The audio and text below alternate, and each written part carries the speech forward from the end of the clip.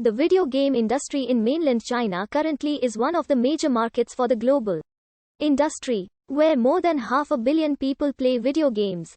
Revenues from China make up around 25% of nearly $100 billion United States dollars video game industry as of 2018.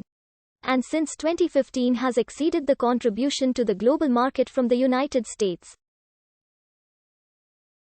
Because of its market size, China has been described as the games industry capital of the world, and is home to some of the largest video game companies. China has also been a major factor in the growth of esports, both in player talent and in revenue.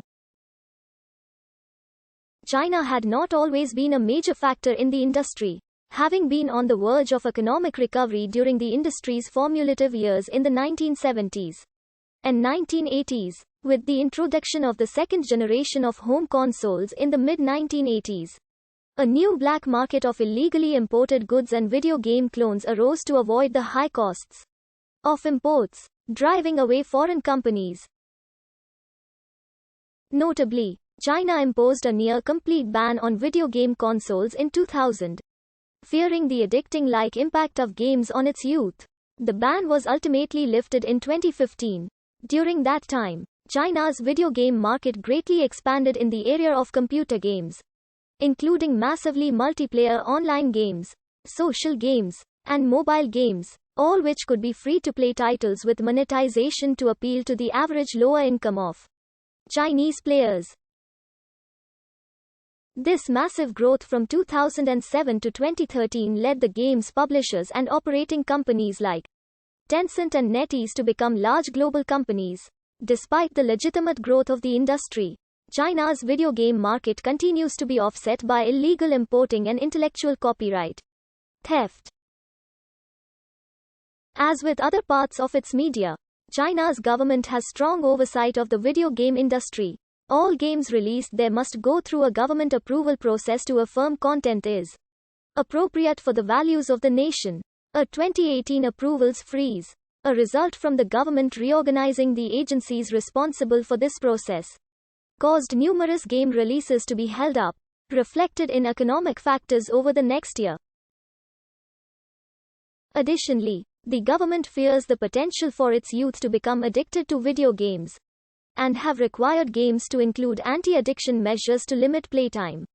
Broadly, the growth of the video game market in China is tied to expansion of its technology and digital economy from the 1990s to present day, which by 2016 represented over 30% of its gross domestic product. At the time that the video game industry was being established in North America in the 1970s, China was in the midst of major political and economic reform following the death of Mao Zedong in 1976. The country was technologically behind much of the rest of the world in terms of its media. Part of the reform was modernization of its media systems, helping to boost economic prosperity for citizens. As such, China saw little of arcade games or the first generation of home consoles, like the Atari 2600.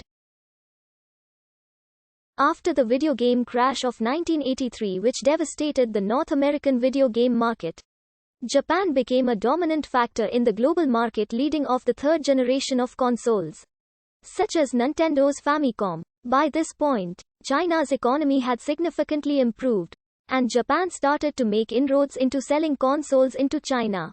However, importing these into China was costly, with a 130% tariff on hardware and games along with value-added taxes.